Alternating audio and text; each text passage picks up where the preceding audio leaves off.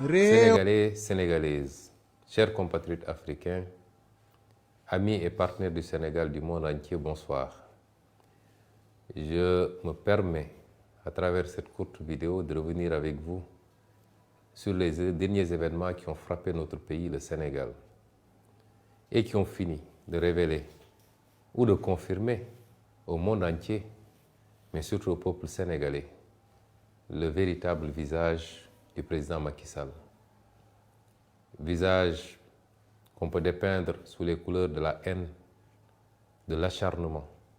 de la violence gratuite par ses forces de défense et de sécurité, de la persécution permanente contre toutes les voix dissidentes, qu'elles soient de la société civile, des mouvements citoyens ou des partis politiques d'opposition, notamment par l'instrumentalisation d'un pan entier de la justice. Pour tous ceux qui en doutaient encore, ce qui s'est passé aujourd'hui en est une parfaite illustration. Je commencerai par regretter les nombreuses arrestations de ce jour. Mais je commencerai surtout par regretter le lourd tribut payé encore par la ville de Bignona. On nous signale 2 blessés graves, l'un ayant perdu un œil et l'autre ayant perdu quasiment son organe génital à partir des manifestations et parce que des balles réelles auraient été tirées par les forces de l'ordre. Ces crimes et forfaitures ne resteront pas impunis. Nous l'avons dit et redit. Tout ce qui s'est passé ces 12 dernières années et qui a occasionné de lourds dégâts, de lourdes pertes en vies humaines, en intégrité, en atteinte aux intégrités physiques, mais également en emprisonnement fortuit et gratuit, ne restera pas impuni. Chers compatriotes, ce qui s'est passé aujourd'hui illustre à suffisance tous les aspects que je viens d'évoquer. D'abord, ce qui s'est passé le matin en quittant mon domicile, où encore une fois, les forces de défense et de sécurité ont obstrué le passage pour essayer de nous imposer une trajectoire, un itinéraire, ce que nous avons refusé, allant jusqu'à heurter des véhicules de notre convoi. Ce qui s'est passé ensuite au niveau du palais de justice, où le juge en charge de ce dossier a voulu, pour des raisons que personne ne comprend, retenir ce dossier aujourd'hui et le juger, le vider aujourd'hui même. Alors que quasiment tous mes avocats venaient juste de se constituer et n'avaient pas eu accès au dossier et que les avocats qui en avaient eu accès n'avaient eu accès qu'à une partie du dossier. C'est extrêmement grave. C'est d'autant plus grave que le juge n'a présenté comme motivation à cette attitude que le fait qu'à chaque fois qu'Ousmane Sonko était convoqué, l'État a été obligé de mobiliser toutes les forces de sécurité et de défense, et que ça coûtait très cher à l'État sénégalais. Avons-nous été demandeurs de ces procès ridicules? Sommes-nous les instigateurs de ces complots et de ces manipulations dont la seule visée est d'obtenir une condamnation pouvant empêcher Ousmane Sonko d'être candidat pour l'élection présidentielle du 25 février 2024. Est-ce que cela peut justifier qu'on empiète, qu'on piétine, qu'on viole les droits de la défense, qui sont mes droits en l'occurrence, simplement parce que la mobilisation de ces dispositifs des forces de sécurité et de défense coûte très cher à l'État du Sénégal? Qu'un juge puisse réagir comme ça est suffisamment inquiétant et doit nous préoccuper par rapport à son indépendance, puisqu'il a pris des instructions pour parler ainsi. Ce qui s'est passé ensuite à la fin de cette audience,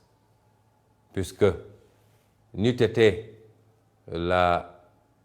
l'insistance, j'allais dire même la résistance des excellents avocats qui se sont constitués pour notre défense, que je remercie au passage. Énormément d'avocats sont constitués aujourd'hui. Aucun de ces avocats ne nous a demandé d'honoraires pour défendre notre cause. Je les remercie, mais je les félicite surtout parce qu'ils ont fait montre de détermination, de combativité, mais ils ont montré que le Sénégal doit être fier de ses avocats. N'eût été la détermination de ces avocats, mais n'eût été également un barreau debout. Et j'en profite pour féliciter M. le bâtonnier qui a pu intervenir pour insister sur le fait que les droits de la défense sont sacrés dans un procès et que rien ne s'opposait et tout convergeait, la pratique judiciaire et tous les éléments d'un procès, tout convergeait vers un renvoi, comme le demandaient mes avocats. Nous avons vu aujourd'hui un barreau debout, un bâtonnier debout. Nous attendons de la magistrature qu'elle soit aussi debout, parce que la justice est le pilier fondamental d'une république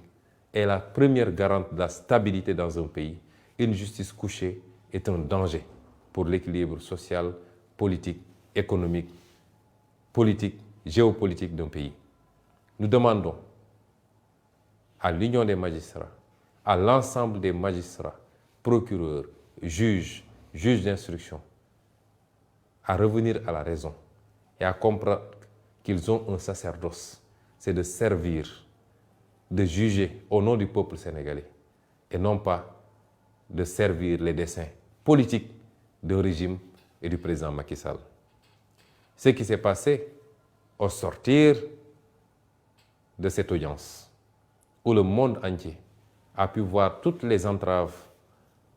qui ont été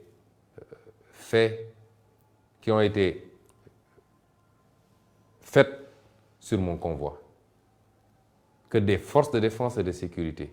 aient mobilisé des engins lourds pour bloquer le convoi, essayer de lui imposer encore une fois un itinéraire qui n'était pas le nôtre, vouloir impérativement nous faire passer par le tunnel de Soumbédioune, où il y avait un piège puisqu'il y avait des nervis du régime qui étaient positionnés de part et d'autre de ce tunnel, équipés au même titre que les forces de l'ordre de grenades lacrymogènes et d'armes. Ces forces de l'ordre ont voulu nous forcer à passer sous le tunnel, alors que rien ne s'opposait à ce qu'on puisse passer au-dessus du tunnel. C'est cela qui a amené le blocage du convoi, léger de grenades lacrymogènes, et c'est ça qui nous a amené à la situation que vous avez vécue. Ces mêmes forces de défense et de sécurité ont voulu m'imposer de sortir de mon véhicule pour entrer dans l'un de leurs engins blindés. Ce que j'ai formellement refusé parce que j'ai quitté mon domicile en citoyen libre à bord de ma voiture, accompagné de ma sécurité, pour aller au tribunal. Et je tenais à rentrer dans les mêmes conditions. Ce qu'ils m'ont refusé, allant jusqu'à exercer une violence inédite, inouïe, gratuite sur mon véhicule et sur ma personne. Le monde entier a vu des agents des forces de l'ordre casser la vitre de ma voiture, forcer les serrures pour m'extraire de force de cette voiture et me conduire directement à bord de l'un de leurs fourgons blindés. Ce que rien ne justifiait. Puisque si les forces de l'ordre veulent nous faire croire qu'avec tout ce dispositif qu'ils avaient déployé, ils n'avaient pas les moyens d'escorter notre convoi et de nous conduire à notre domicile, personne ne peut y croire. Le pire, c'est qu'aujourd'hui, on a vu des milices privées se fondre dans les rangs des forces de l'ordre, tirer des grenades lacrymogènes contre les foules sans que ces forces de l'ordre n'interviennent. Ce qui se passe dans ce pays est extrêmement grave. Le régime de Macky Sall entretient une milice privée que tout le monde connaît et reconnaît, que nous connaissons, que nous avons identifiée, photographiée. Et cette milice, aujourd'hui, commet des exactions contre les populations. Un des acteurs éminents de la société civile a parlé de guerre civile la dernière fois. certains se sont empressés de s'acharner contre lui. Mais le président Macky Sall nous conduit directement vers une situation désastreuse parce que personne n'acceptera de se laisser tirer comme des lapins par des milices privées entretenues par le régime du président Macky Sall. J'en appelle donc à l'ensemble du peuple sénégalais. J'en appelle à la communauté internationale pour vous dire que celui qui s'est présenté à vous comme un démocrate, qui a essayé de dépeindre son opposition comme une opposition violente, déraisonnée, est le seul dictateur, le seul violent, le seul haineux qui existe aujourd'hui au Sénégal. Le Sénégal est un grand peuple qui a jusqu'à présent résisté à tous les soubresauts, qui n'a jamais connu, qui n'a jamais été traversé par des considérations liées à l'ethnie, à la race, à la région d'appartenance. C'est seulement sous le régime du président Macky Sall qu'on a commencé à entendre ces discours haineux. Je veux dire à cette communauté internationale et au peuple sénégalais que cette obsession pour le pouvoir et pour un troisième mandat est en train de mener le président Macky Sall et son régime à franchir la ligne rouge qu'aucun président avant lui n'avait franchie dans ce pays. Celle-là qui nous conduit vers la déstructuration du tissu social. Il est temps d'arrêter le président Macky Sall. Dès demain, nos avocats qui sont en train de travailler sur les suites à donner à tout cela déposeront certainement des plaintes, même si on n'a pas espoir, vu ce qui se passe dans la justice sénégalaise. Mais certains comportements et certains crimes ne sont pas prescriptibles. Contre tous les acteurs qui ont été mêlés à ces exactions, à commencer par le ministre de l'Intérieur, les généraux et chefs de la police qui sont mêlés à qui sont les donneurs d'ordre, les commissaires et autres commandants qui y sont directement mêlés, des plaintes seront déposées parce que nous ne laisserons pas passer de telles attitudes qui ne relèvent pas d'une police nationale, mais qui sont des attitudes de banditisme. Comment pouvez-vous imaginer qu'un grand avocat comme Maître Clédor Ciré Ly, l'un des meilleurs d'Afrique de l'Ouest, procédurier et pénaliste, ait été brutalisé, extrait de force de la voiture pour être conduit dans un fourgon blindé? Comment pouvez-vous expliquer qu'un avocat qui a plus de 42 années de barre comme Kawsu Kaba Bodian, plus de 80 ans, soit aujourd'hui brutalisé, qui ne présentait aucun risque, aucune menace pour ses forces de défense et de sécurité? Comment pouvez-vous expliquer ça? Qu'est-ce qui peut justifier ces actes gratuits de violence et de vandalisme policier sur ordre du président Macky Sall et de son ministre de l'Intérieur? Ce qui se passe au Sénégal est suffisamment grave pour alerter tous les démocrates, alerter tous les républicains, alerter le monde entier, puisque depuis des années, les droits et libertés sont piétinés. La démocratie est à l'agonie. Je féliciterai et je remercierai tous les acteurs politiques, tous les acteurs de la société civile qui se sont offusqués de cette situation, parce qu'on sort carrément du cadre de la politique. Je veux dire aux Sénégalais que nous sommes en train de nous approcher dangereusement de la ligne rouge. Et celui qui n'en est pas conscient devrait prendre conscience parce qu'il est temps. Celui qui en est conscient et qui observe en spectateur doit comprendre qu'il ne sera pas épargné si cette situation parvenait à arriver à cette ligne rouge. Je voudrais également dire qu'on ne peut pas arrêter la mer avec ses bras. Ce qui inquiète le président Macky Sall et son régime, c'est qu'il est même mal à l'aise. C'est cette déferlante humaine à chaque fois que nous sortons. Cette popularité grandissante. Je l'ai toujours dit, ce n'est pas un mérite. Et les Sénégalais ne nous suivent pas,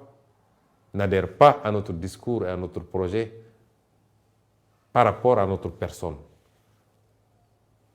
Nous avons beaucoup travaillé à faire comprendre aux Sénégalais là où nous voulons aller. Ce combat pour la souveraineté, ce combat pour la dignité recouvrée, ce combat pour la réappropriation de notre destin national. C'est ce que les Sénégalais ont compris. Et c'est pourquoi ces milliers, ces millions de jeunes sortent à chaque fois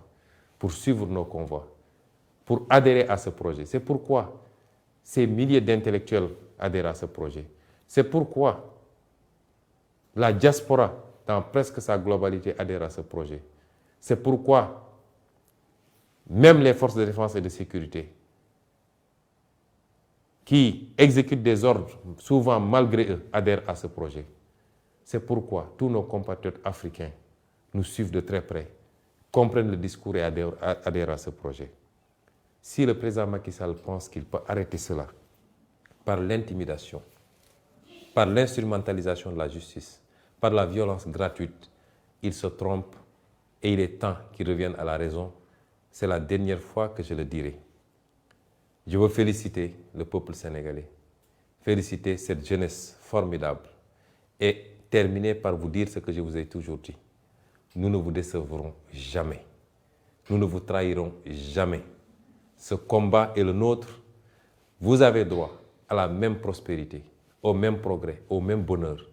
au même espoir que tous les peuples du monde. Nous ne vous décevrons jamais. Je terminerai enfin par souhaiter au peuple américain une bonne fête d'anniversaire. Parce qu'aujourd'hui, j'aurais dû être à l'ambassade des États-Unis sur invitation de l'ambassadeur. Au moment où je vous parle, j'aurais dû être à cette ambassade pour célébrer avec eux, avec ce grand peuple américain, sa fête d'indépendance. Je suis, malgré moi, sous résidence surveillée et de manière tout à fait illégale parce qu'aucun juge n'a décerné une ordonnance pour que je sois sous résidence surveillée.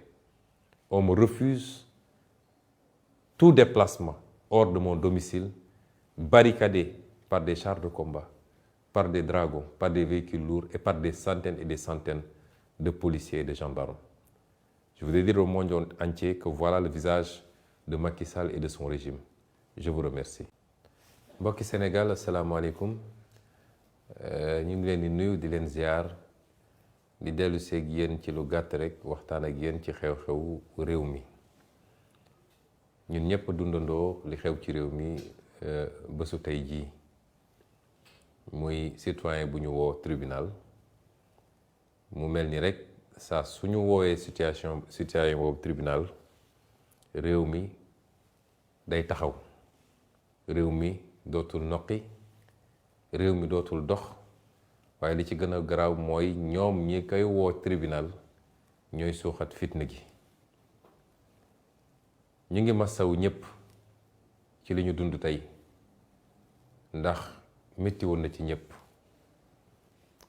doore ko ci ki gën a yombule mooy ki nga xam ne tey bëggoon na xëy liggéeyut wala bëggoon na ubbi magasin ubbiwu ko ba ki ci gën a jafele mooy ki nga xam ne gaañu na ci gaañu gu métti ci diggante boobu nag lu nekk a ngi ci ñii jàpp nañ leen ci lu teguwul yoon ñii yàq nañu seen alal ñii sànni nañu saxaar su bon si ci seen biir kër ñun ñëpp ñuy ànd di leen masaw bu ñu sañoon du am bu ñu sañoon du demee noonu waaye dafa fekk Sénégal am buur goo xam ne buuru fitna la buuru jaay doole la buuru dóoraate la buuru tojaate la buuru reyaate la ñu koy dund nag depuis ay at bi ko yàlla tegee fii ba léegi waaye mu mel ni at yi weesu rawatina ñett yi dafa gën a tar may masawu ñépp di ci jiital nag la xew fële ci Bignona nga xam ne wax nañ ñu ci balaa ñuy door waxtaan gi ñaar ñoo xam ne gaañu nañ ci gaañu goo xam ne am nañu njortu ni ay bal fetal lañ leen dóor kenn ki ñàkk na ci bëtam keneen ki nee nañu ci awra gi lañ ko dóor ba boo moytul ñàkk na ko définitivement ñuy laaj dañuy laajoon te laajaat ko mooy lu tax Bignona ndax keroog rek ci ajjuma bi manifestation yu metti am na ci suñu dëkk gee di Mbàkke waaye kenn dóoru fa balu fetal kenn tuuru fa bëtu nit kenn gaañu fa nit boo xam ne fetal la. lan moo waral saa su ne bu dee foofa la ñu ne dóor nañ fa balu fetal ñu leen di massaw di massaw seen waa kër di massaw ñëpp rek. mbokk yi li xew tey ñun ñëpp ko gisandoo wooti nañu Ousmane Sonko ne ko ñëwal tribunal waaye bi Ousmane Sonko di génn këram lañu commencé fitna gi. lan moo waral saa suñu nee Ousmane Sonko woo nañ ko ñoom ñoo koy daggal fu mu war a jaar ak nu mu fa war a jaaree. gis ngeen ni bi ñuy génn suñu kër ba egg fii ci rond-point VDN bi lañu commencé provocation yi ba benn ci seen oto waaye sax nee nañ ñu du seen oto ñoom alkaati yi am na ñu ma ne oto nervi yi la mooy samba boy yi nga xam ne tey APR ak ñoom waa kër Macky Sall ngemb nañ leen jox leen doole jox leen gànnaay ñiy jox takk der yi ñu am sañ-sañu di sànni ay grenade waaye yor sax ay fetal te saa su ne ñooy jaxasoo ci mbir mi fitna yu bari yi ngeen gis ni ci ñoom lay jóge foofu la ñu commencé fitna gi topp ko ba ñuy egg tribunal. ba ñu eggee tribunal it baax na sénégalais xam la xew ci tribunal tey ndax nit yor na làmmiñam fu ne mu wër fa wax fa. ma dellu leen wax leen li ma leen di wax gis ngeen dossier bi gisaguma juge bu ci condamné Ousmane Sonko ni ma ko waxoon ci beneen dossier bi ndax nag sàcc ndënd yomb na de waaye foo koy tëggee wër ci télé yi di wax yomb na trop waaye dossier bu gën a vidé bii amul. la ma waxoon yépp ma féddali ko moom moomu di wax Mame Mbaye Niang rapport IGF da ko épinglé mu def ay njombe yu garaaw yoo xam ne document yépp ñu ngi ko yor. Sénégal ñu warul wax rek kay wax tey jii dafa waroon taxaw ci kanamu àttekat ñu koy àtte loolu lépp ñu yor ko moo tax jarul yuuxu jarul wax buñ ci eggee rek dinañ def li ñu war a def te ñi war a seede yépp nag il faut ñëw seede commencé ko ci Amadou Ba ndax moo taxaw ci assemblée nationale ne rapport bi am na ba jox nañ ko ñu ko war a jox ñëpp kon sénégalais kenn du leen fooye def li ñuy def ba pare yor seen làmmiñ di wax ba pare ne kenn du ci tudd mun nañu noggatu ay journaliste waaye Ousmane Sonko du ñooña ba ñu eggee amul luñ ciy ragal waaye dossier justice dafa am nuñ koy gérer ba ñuy dogg ci foofu juge bi ñu fa fekk la fa nekkoon ci dossier bi daf leen renvoyé juge boobu di bëgg a parax-paraxee ne tey mu taxañ dossier bi tey mu àtte dossier bi ci jamono joo xam ne li ëpp ci samay avocat ñi ngay doog a constitué wu joxaguñ leen sax dossier bi xanaa kay nit balaa nga koy défendre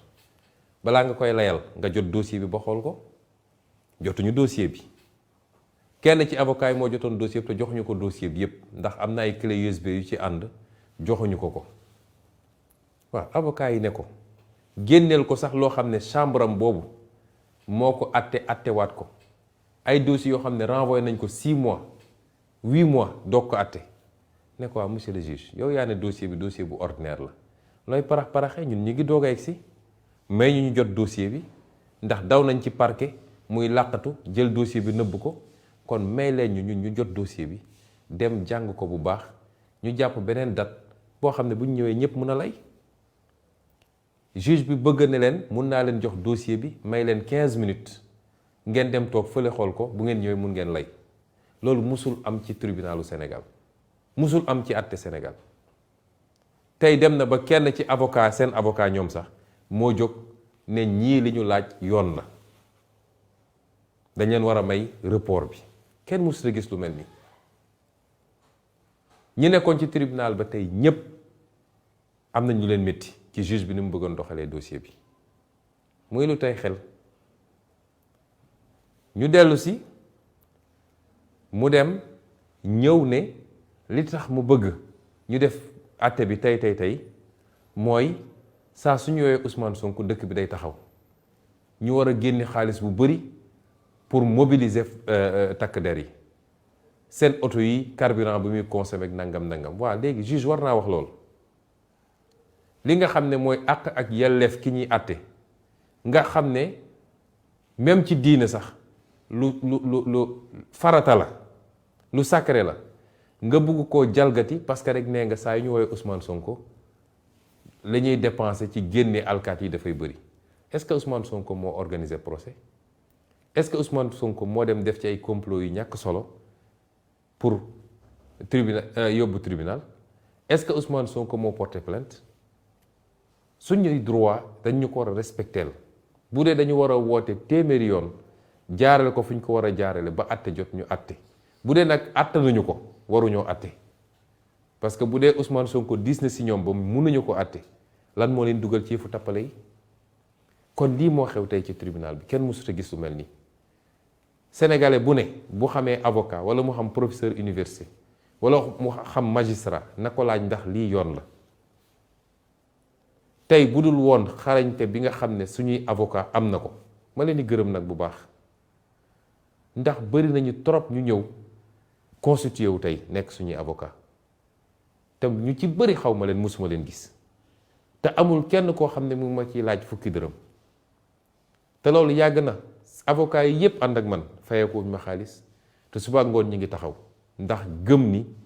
dëgg waruñu koo néewal doole ba tappale tegu ci kawam ma leen di gërëm ñoom ñëpp tey ci seen taxawaay waaye taxawaay yi ñu taxaw depuis boobu waaye tey su dul woon bâtonnier de l'ordre des avocats ñu koy féliciter di féliciter le bâtonnat parce que tey wane nañ ni acteur justice yëpp jébbaluwuñu ci Macky Sall acteur justice yëpp fàttewuñu lan la ñu waatoon biñ leen di solal seen gradu acteur justice ndax justice tam dañ ciy wax magistrat waaye yemul ci magistrat ëpp ci solo man dama jàpp ni di ëpp solo ci justice sax mooy avocat ndax mooy tax ki ñu néewal doole am ku ko défendre tey wane nañ ni pàcc boobu nga xam ne pàcc bu am solo la ci justice ba léegi mi ngi taxaw mu war a delloo yaakaar ci citoyen bi mu war a doon nag leçon pour attekat yi magistrat yi ñu delloo seen bopp seen xel ci yàlla fàttali ni dañoo prêter serment bi ñuy prêter serment dañu ne ñun dinañu atte ci turu askanu Sénégal du Macky Sall du gouvernement am du troisième mandat am atte warul tënku ci agenda wu politique mooy nu ñuy gaawantoo dossier ba kii du mën a nekk candidat may woowaat suñu mbokk magistrat yi ndax suñuy mbokk lañu kenn ku nekk ci ñun ci sa famille am nga ci frère wala sœur wala cousin wala xarit wala koo jàngandal koo xam ne tey magistrat la delloo si leen seen xel ci yàlla mu waru leen doon yéen ñiy taal réew mi yéen a war a njëkk a doon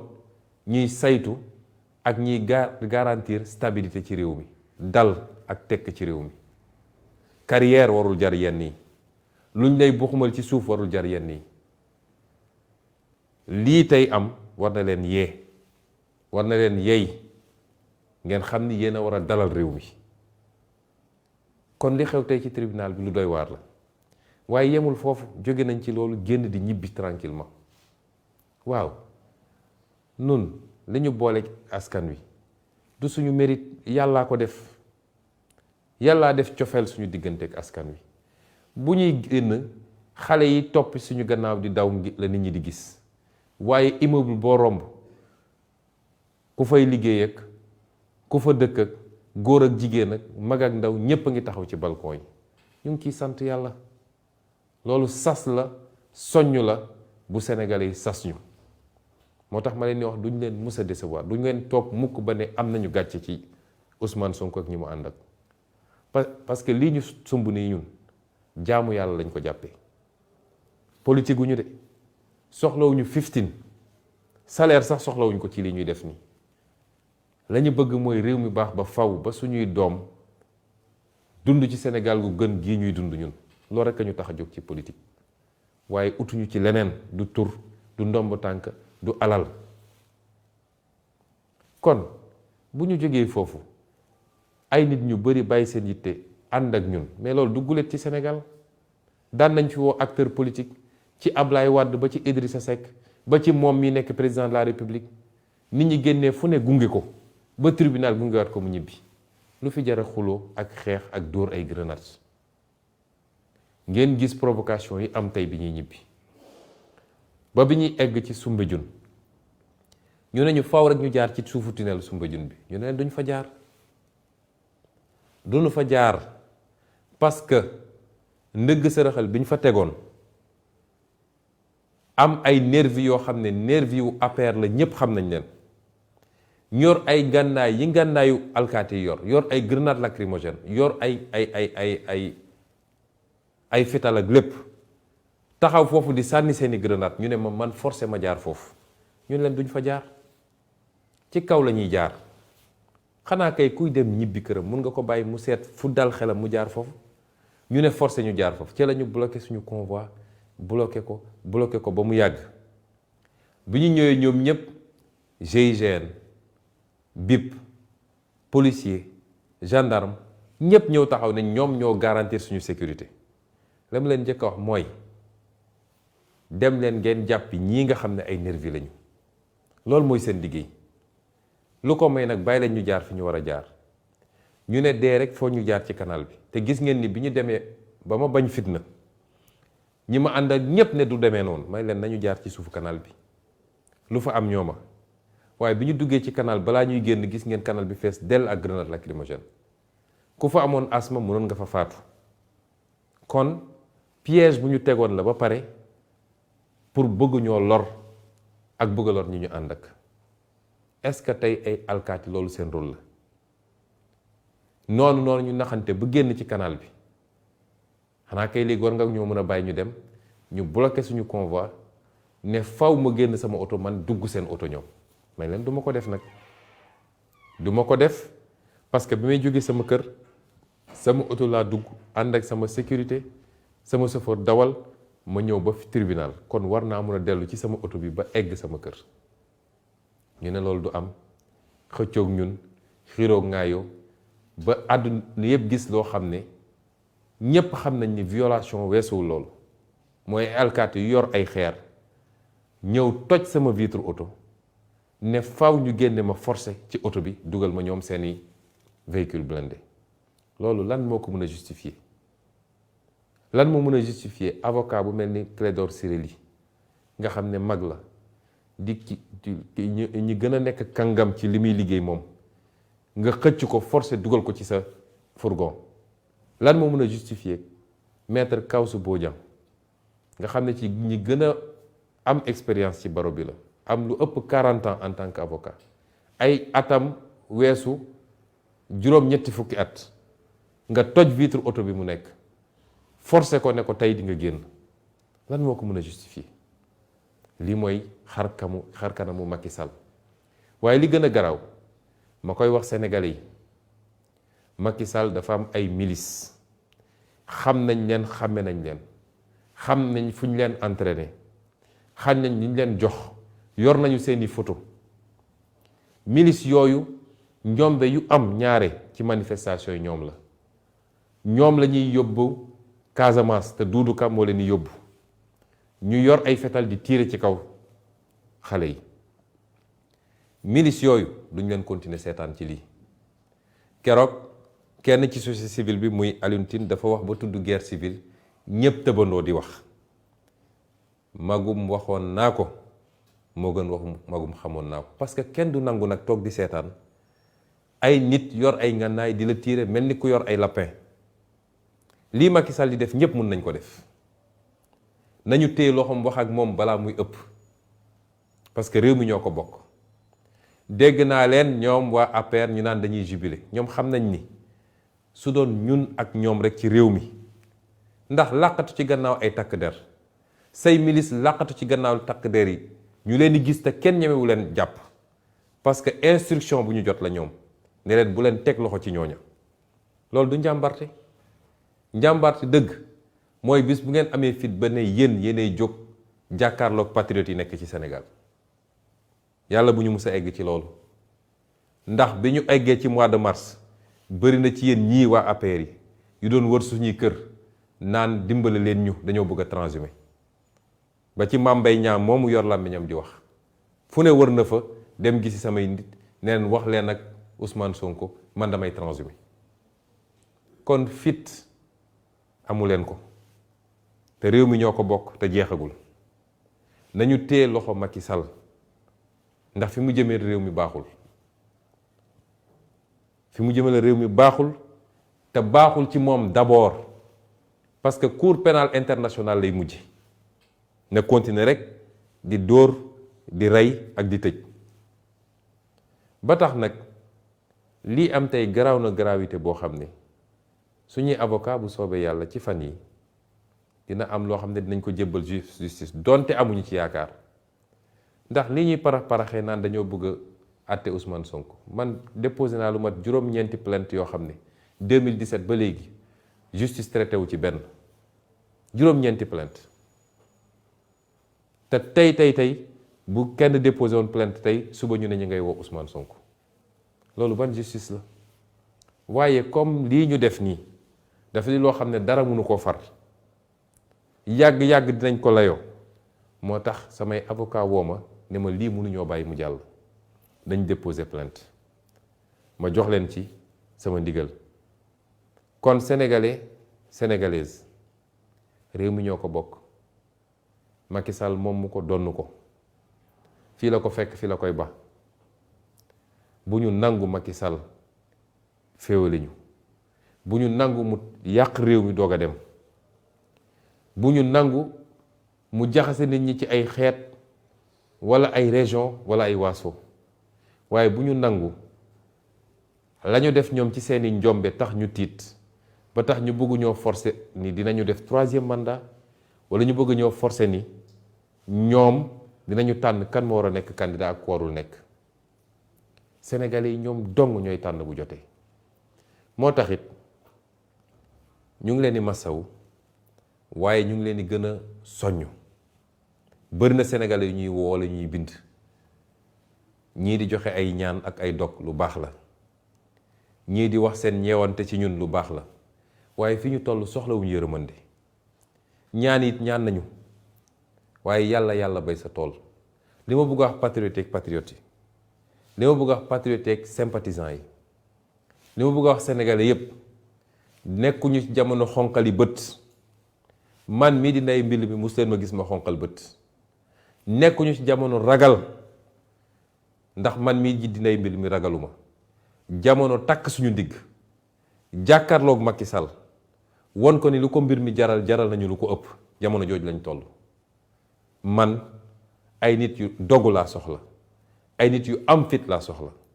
ay nit yoo xam ne Sénégal jaral na leen ko laa soxla parce que suñuy doom ak suñuy sët mérité nañu loolu waaye ndaw ñi am yaakaar mérité nañu loolu lii nag ngeen gis du yoon ndax jamono ji waxtu wi ma nekk ak yéen moom moo waroon fekk ambassade du États-Unis ñuy feete tey seen anniversaire indépendance invité woon ma ci ni ñu invité ñu bari ci ay kilifa waaye gis ngeen ni dañ ma def résidence surveillée mooy awma sañ-sañu génn sama kër awma sañ-sañu dawal sama oto dem